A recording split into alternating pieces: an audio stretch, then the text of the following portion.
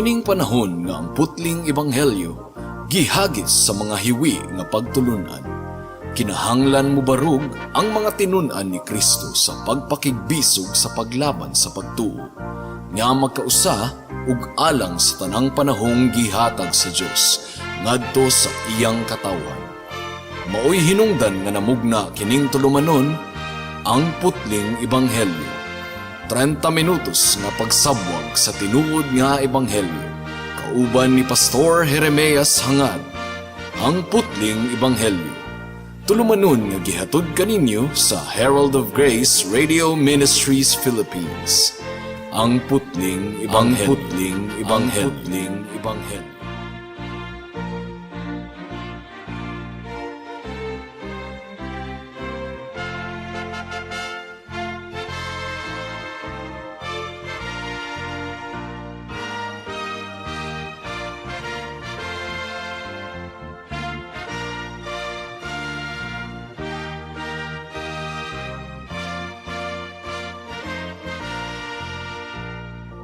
Sa pagpamalandong sa pulong sa Ginoo ning taknaa atong pag-aablihon ang atong Biblia sa Mark chapter 13 verse 24 to 27.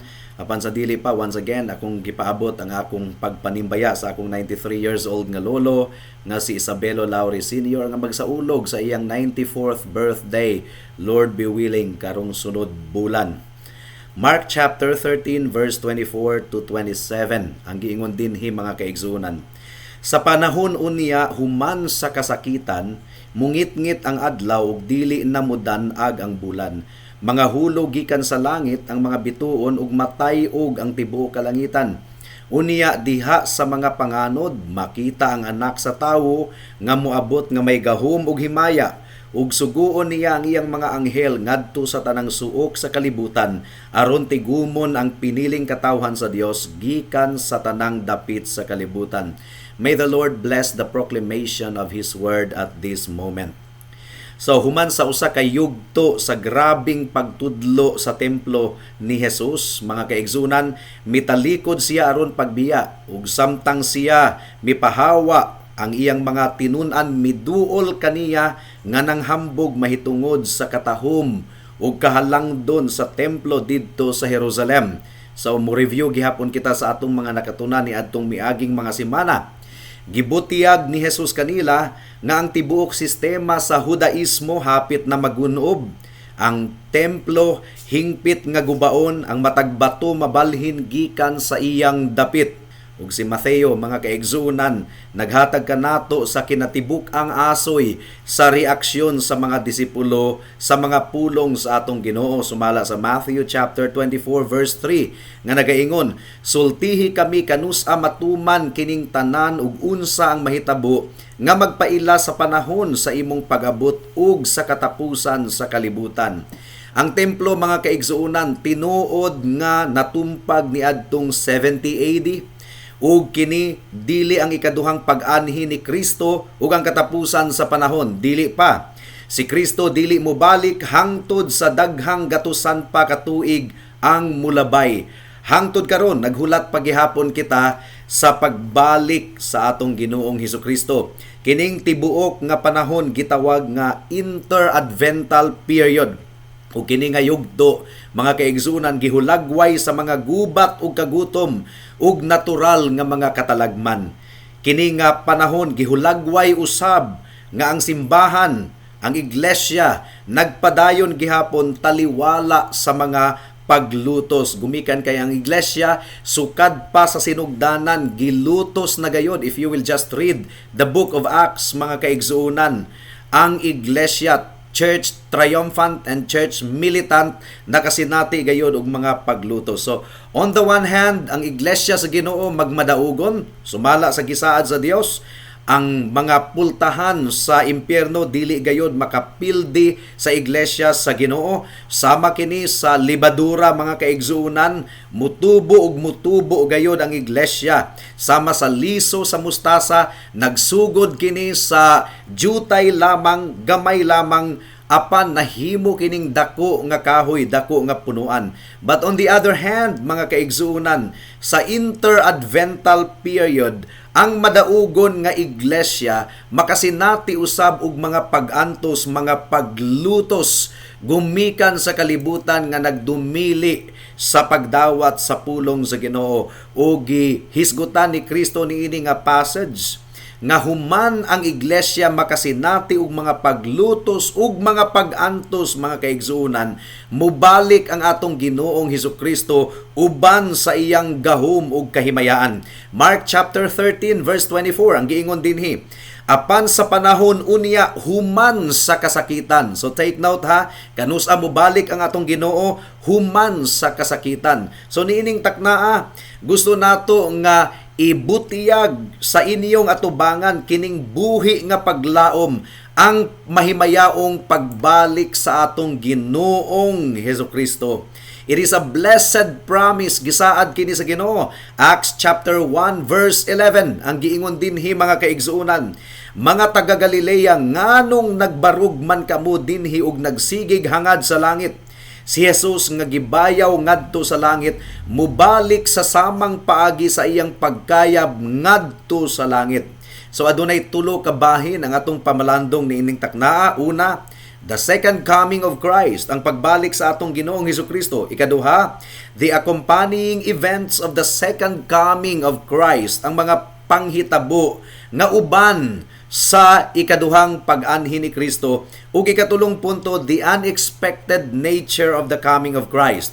Ang pagbalik sa Ginoo mahitabo kini sa oras nga wala nato damha. And may the Holy Spirit help us in our meditation at this moment. So mudangat kita sa unang punto, ang ikaduhang pag-anhi ni Kristo or ang pagbalik ni Kristo. Well, first of all, dili nato makaplagan sa atong teksto, mga kaigsuonan, nga adunay duha ka pagbalik sa atong Ginoong Hesukristo. Gumikan kay dunay mga grupo nga nagtudlo that there are two returns of the Lord Jesus Christ.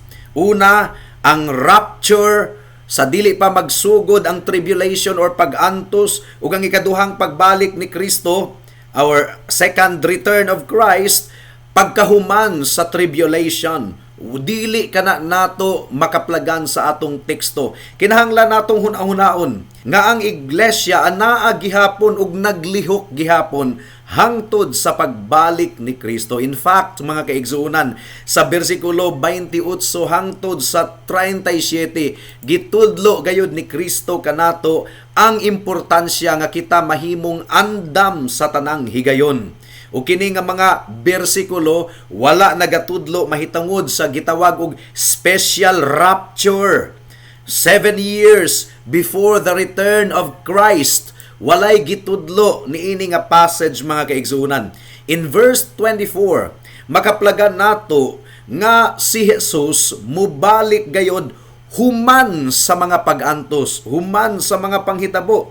So in one sense, it refers to the tribulation sa mga Hudiyo ni adtong 70 AD, but more specifically, mga kaigsuonan, nagahisgot kini sa pag-antos ug mga paglutos nga masinatian sa iglesia during the interadvental period. Ug kung nagsunod kamo sa atong pagtuon sa pipila na kasimana karon, ang interadvental period, mga kaigsuonan, mao kini ang yugto sa taliwala sa unang pag-anhi ni Kristo ug sa iyang pagbalik.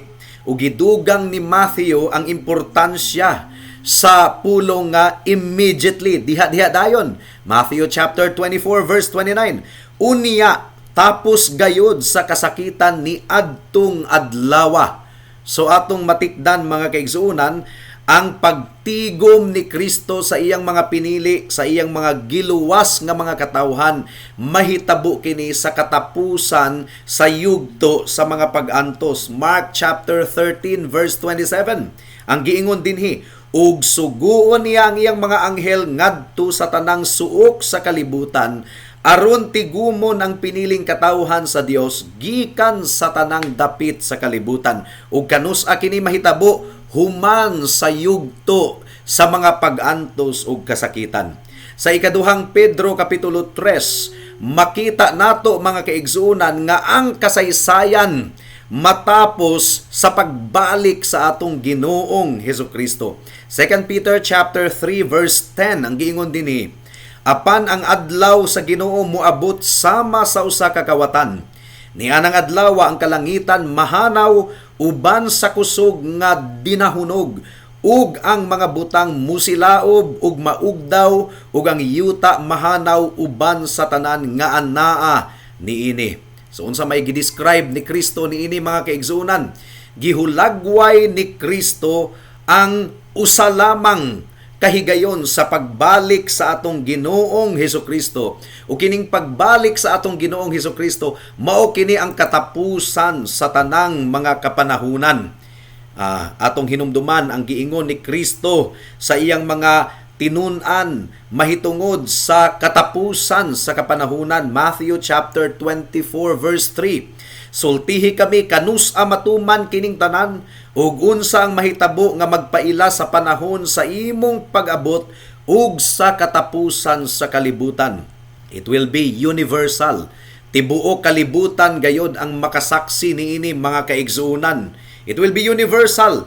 Usa kini ka publiko nga pasundayag sa kahimayaan sa atong Ginoong Hesukristo. Mark chapter 13 verse 26 ang giingon dinhi mga kaigsuunan. Unya diha sa mga panganod makita ang anak sa tawo nga muabot nga may gahom ug himaya. So ang pasabot ni ini mga kaigsuunan, muabot kini sa dihang ang kalibutan, muabot na sa kinapungkayan o kinaibabuan sa korupsyon o pagkadunot mga kaigsuunan. O gideklarar kini ni Apostol Pablo sa 2 Thessalonians chapter 2 verse 3. Ang giingon dinhi, ayaw kamo palimbong ni bisan kinsa sa bisan unsang paagi. Kayang maong adlaw dili moabot samtang dili pa mahitabo ang katapusang pag-alsa batok sa Dios, ug dili pa mutungha ang tawong yawanon nga gitagana alang sa kalaglagan. Ug gisumpayan usab kini sa 2 Thessalonians chapter 2 verse 10 to 12. Ang giingon dinhi, gamito niya ang tanang paagi aron malimbungan ang mga laglagunon. Pagalaglagon sila kay wala man nila dawata ug higugmaang kamatuoran. Kung gibuhat pa nila kini, maluwas unta sila. Tungod niini, gipadad-an sila sa Dios og dakong kalibog aron motuo sila sa bakak ug aron kasilutan ang tanan nga wala motuo sa kamatuoran apan nagpatuyang hinuon sa pagpakasala. Ug gihulagway kini ni Matthew ingon nga dakong pagkadunot, korupsyon mga kaigsuunan. Matthew chapter 24 verse 27 to 28 ang giingon dinhi, kaya nga anak sa tawo moabot sama sa kilat nga mukilab tadlas sa tibuok langit gikan sa sidlakan ngadto sa kasadpan, asa gani ang lawas nga patay adto usab magpundok ang mga agila. So the return of Christ will take place when the world has reached its peak of corruption. Grabe na gyud kaayo nga corrupt ang tibuok kalibutan. Sa diha nga ang kalibutan madaot hangtod nga kini mahisama sa dunot nga unod. Si Jesus mubalik sa diha nga ang kopa sa kadautan puno na. Now atong matikdan mga kaigsunan para sa mga evangelical believers kining millennial positions. Out of character kini sa gitudlo ni Kristo sa Biblia, kining parehong post-millennialism o pre-millennialism. Kining post-mill nagtudlo kini nga ang maabta ni Kristo sa kalibutan, usa ka kalibutan nga daghan kaayong nakabig nganha kang Kristo. The passage is not giving us an idea about this. Ang pre-mill usa kini ka posisyon nga sa dili pa kuno muabot ang paglutos ug pag-antos mubalik si Kristo ug bayawon ng mga Christians. Wala kini sa passage gumikan kay ang giingon ni Kristo human kuno sa mga pag-antos mubalik ang Ginoo ug masaksihan sa iyang mga katawhan ug sa tibuok kalibutan. Meaning to say, ang church anaa gihapon taliwala sa mga pag-antos hangtod nga mukanaog ang Ginoo sa kapanganuran uban sa iyang kinatibuk-ang himaya. Ikaduhang punto, mga kaigsuonan, the accompanying events of the second coming of Christ. Unsay mga dungan nga mga panghitabo sa pagbalik sa atong Ginoong Hesukristo? Well, ang pagbalik ni Kristo pagaubanan sa malaglagong mga panghitabo. Mo kini gipadayag sa verse 24 ug 25. Kini nga mga bersikulo apokalipto nga mga hitsura, mga kaigsuonan, ang giingon dinhi, sa panahon unya human sa kasakitan, mungit-ngit ang adlaw ug dili na mudanag ang bulan. Mga hulog gikan sa langit ang mga bituon ug matay-og ang tibuok kalangitan.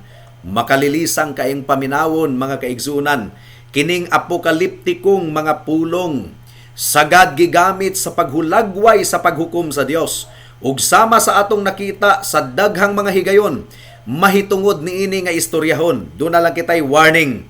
Ang usa ka hingpit nga literal nga paghubad, kinahanglang likaya nato ang usa ka hingpit nga literal nga paghubad. Hinunua, angay sabton ingon nga usa ka dakong kagubot kini. Ang mga gingharian niining kalibutana magunob, gisimbolize lang kini sa mga planeta, mga bulan, mga bituon nga muundang na kuno sa pagsidlak, mga kaigsuonan. Ang paghukom sa Dios sa Babylonia gihulagway niining paagiha. Asa man kini nato mabasa sa Isaiah chapter 13 verse 9 hangtod sa 13. Gihulagway ni Isaias ang usa ka paghukom nga labaw pa sa Babylonia. Ang giingon dinhi, muabot gayod ang adlaw sa Ginoo, pintas og inubanan sa hilabihang kapungot aron paggunob sa kalibutan ug paglaglag sa mga makasasala. Kay ang mga kabituunan sa langit dili na mudanag. Musubang ang adlaw nga magdagtom ug dili usab muhayag ang bulan. Silutan ko ang kalibutan tungod sa kadautan niini. Ingon man ang mga dautan tungod sa ilang kalapasan. Tapuson ko ang garbo sa mga mapahitason ug putlon ko ang pagkamapahitason sa mga walay kaluoy. Himuon ko ang tawo nga mas nihit kaysa lunsayng bulawan sa Ofer. Uyugon ko ang kalangitan ug matay-og ang kalibutan sa nahimutangan niini tungod sa akong kapungot. Inigpahamtang ko sa akong kabangis. Mao nga matud pa ni E.J. Young, mga kaigsuonan. One Babylon after another will be destroyed until the last sinner is removed from the earth. Ang simboliko kaayo nga pinulungan naghulagway sa mismong tibuok kabuhatan sa Dios nga mi-react sa makalilisang nga adlaw sa paghukom. Ang adlaw, bulan ug mga bituon dili mudanag. Alang sa panon sa mga masupilon nga makasasala nga nagdumot sa Dios, kini mahimong usa ka makalilisang nga panahon, mga kaigsuonan. O gidescribe kini ni Lucas ingon nga absolute terror.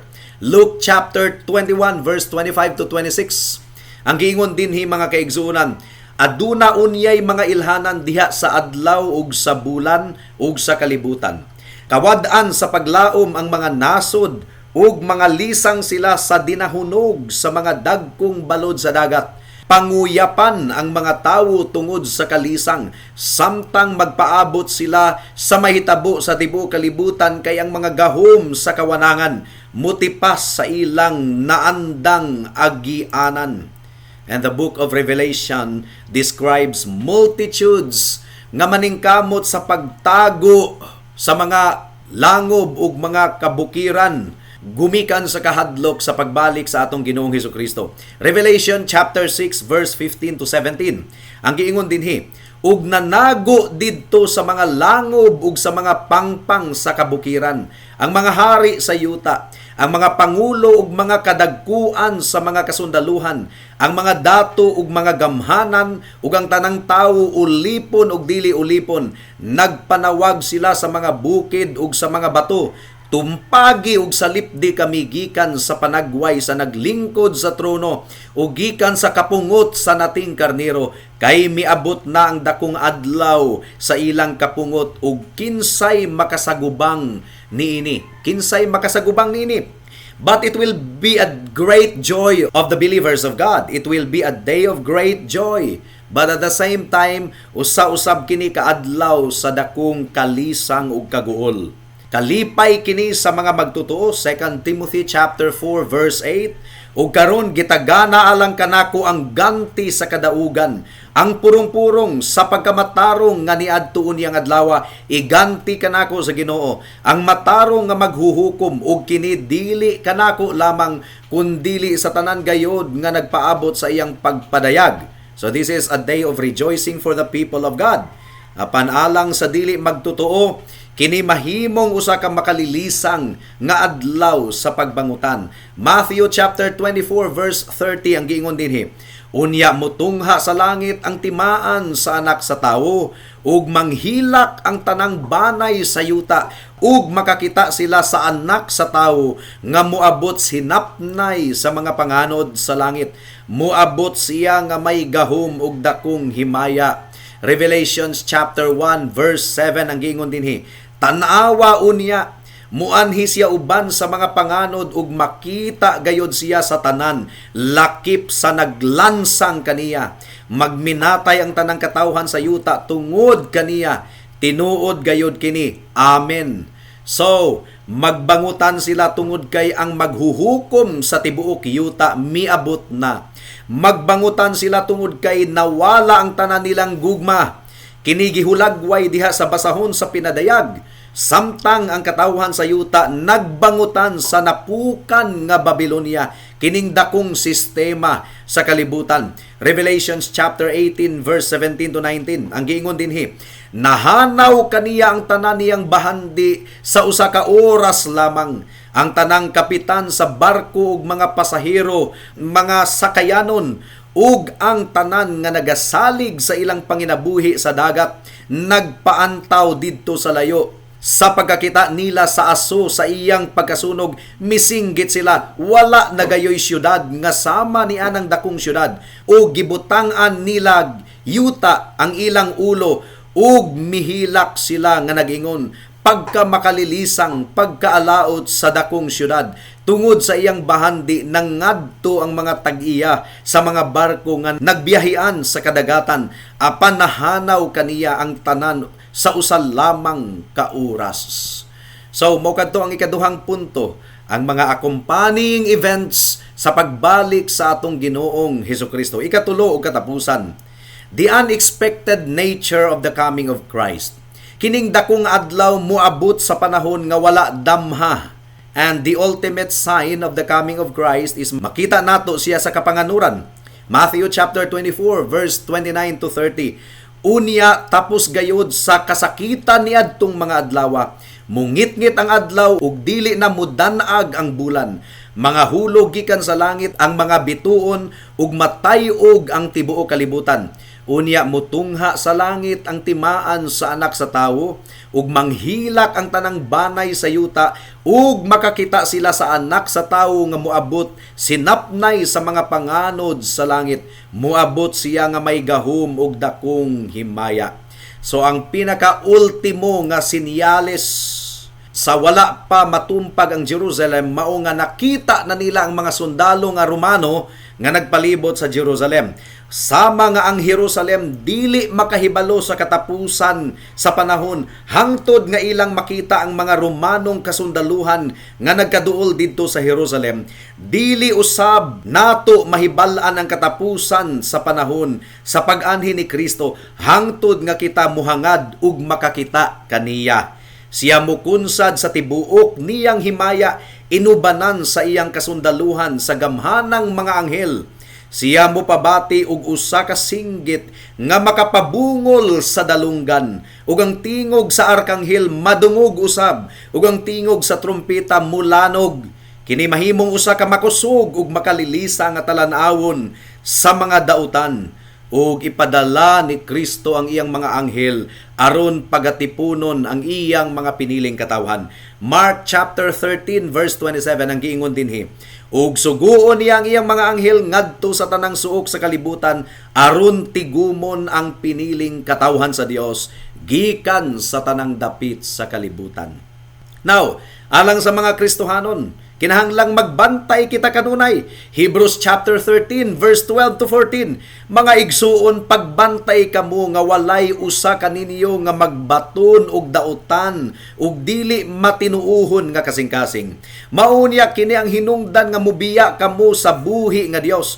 Pag dinasigay hinuon kamo sa matag adlaw, samtang may gitawag pa nga karong adlawa, aron walay usa kaninyo nga mahimong masinopakon tungod kay nalimbungan sa sala. Kay kitang tanan kauban ni Kristo kun magpadayon kita nga lig-on sa atong pagsalig hangtod sa katapusan. Ang pagbalik ni Kristo mao kini ang atong buhing paglaom isip mga katawhan sa Dios. Mao nga makapa-encourage kini kanato nga mupadayon taliwala sa mga paglutos ug pagantos. John chapter 14 verse 1 to 3. Ug miingon kanila si Jesus, ayaw kamog kaguol, salig kamo sa Dios ug salig usab kanako. Sa balay sa akong amahan adunay daghang mga lawak ug muadto ako aron pag-andam ug dapit alang kaninyo. Kung dili pa kini tinuod, dili ko unta kamo sultihan niini. Ug kun atua na ako didto ug makaandam nagdapit alang kaninyo, mubalik ako ug kuhaon ko kamo aron bisag asa ako atua usab kamo. So gihisgutan ni Pablo ang pagbalik sa Ginoo isip usa ka dakong paghupay sa mga katawhan sa Dios. Unang Tesalonica kapitulo 4 bersikulo 16 hangtod sa 18 ang giingon dinhi.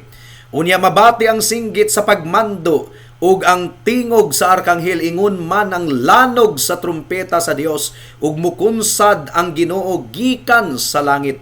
Maoy unang mabanhaw katong nangamatay nga nagtuo kang Kristo. Unya kita nga buhi pa niadtong adlaw bayawon uban kanila didto sa mga panganod aron pagsugat sa Ginoo ug kita unya uban na kanunay sa Ginoo. Busa pag dinasigay kamo tungod niining paglauma.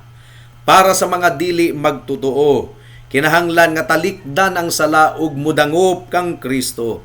Hinulsuli ang inyong sala ug tuo ug salig lamang kang Kristo, ingon nga bugtong Dios ug manluluwas. Karon ang bugtong higayon samtang buhi ka pahigala nga aduna kay tsansa nga maluwas. Walay kasiguraduhan ugma kung gaginhawa ka pa ba. Busa karong adlaw sanong sa tawag ni Kristo sa paghinulsol sa imong mga sala ug pagsalig kaniya lamang, ingon nga imong bugtong Dios ug manluluwas. Hinaot nga dili nimo kini baliwalaon higala. Magampo kita. Salamat o Dios sa mensahe nimo niining taknaa ug among gipangayo nga nahigmata ang tanang mga nakapamati niini ug among gipangayo nga imo silang hatagan og tinuod nga paghinulsol ug pagsalig kang Kristo lamang alang sa ilang kaluwasan. In Jesus name we pray. Amen.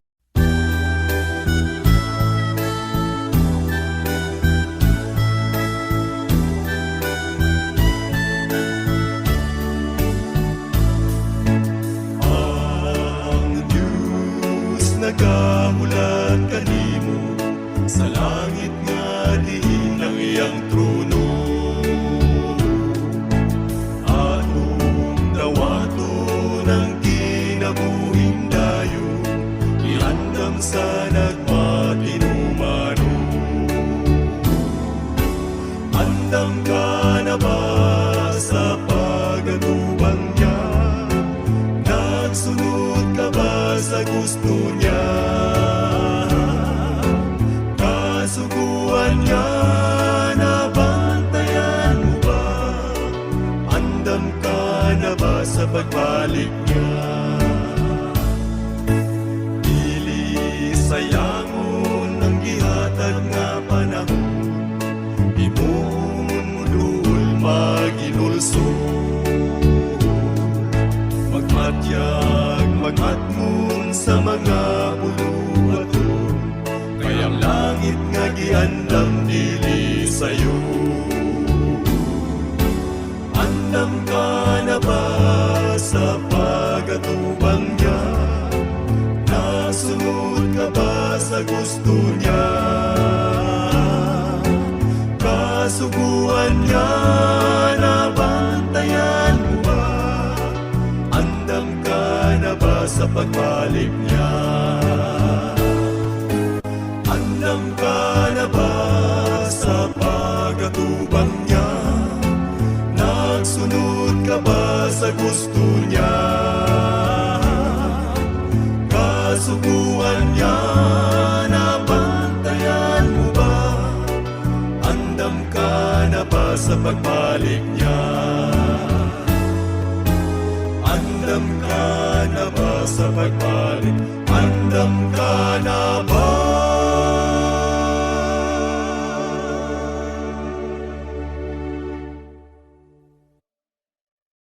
Alang sa dugang nga mga pangutana, mahimong mo text kang Pastor Jeremias hangad sa 0935 744 3030.